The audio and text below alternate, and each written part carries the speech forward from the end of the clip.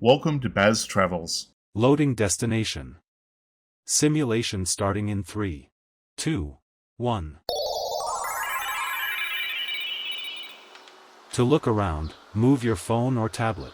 Click and drag if on a computer or move your head if using a VR headset. Please like and subscribe. Welcome to Washington D.C. You might think of this city as a permanent fixture of history, but the truth is D.C. didn't just happen. It was willed into existence. This isn't just a capital, it's one of the most ambitious engineering and urban planning projects in human history. To understand why these streets look the way they do, we have to go back in time when there was nothing more than a humid marshland and dense woods. The story starts with a heated compromise in 1790. Alexander Hamilton, Thomas Jefferson, and James Madison struck a deal over dinner. The North got the federal government to assume their Revolutionary War debts, and the South got the national capital. But they didn't want an existing city like Philadelphia or New York to hold all the power. They wanted a federal district, a neutral ground belonging to no state. Enter Pierre Charles L'Enfant. He wasn't just an artist, he was a visionary with a plan that was bold, complex, and frankly a bit chaotic for the 18th century. He envisioned a city of magnificent distances. He laid out a traditional grid, but then slashed through it with a broad diagonal avenues named after the states. This wasn't just for style, it was for military defense and to create grand vistas where every major street ended at a monument or seat of power. But building this dream was a nightmare. The terrain was treacherous. We're talking about massive drainage projects and clearing thick forests. For decades, DC was mocked as a city of magnificent intentions, full of half-finished buildings and muddy streets that were nearly impassable in the winter. The early history of DC is a story of grit and stubbornness.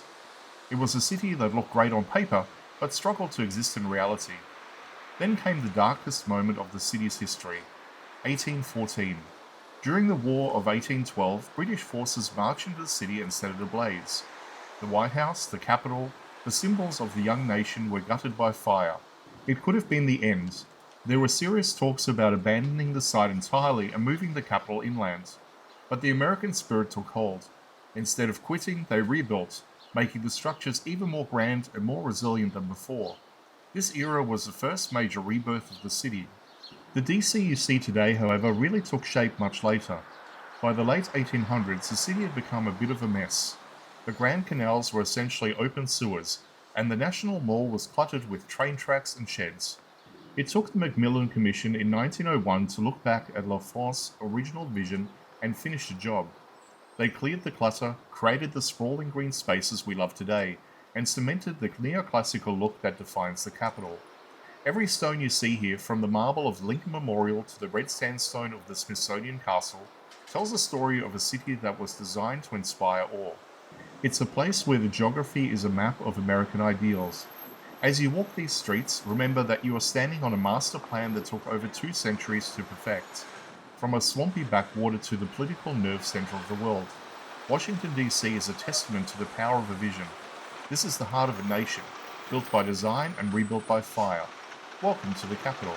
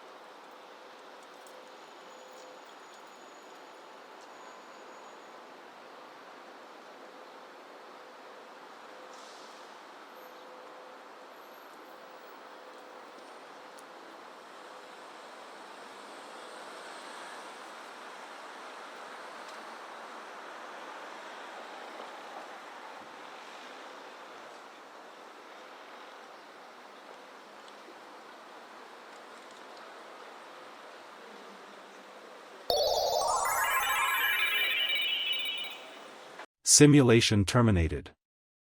Please comment, like and subscribe.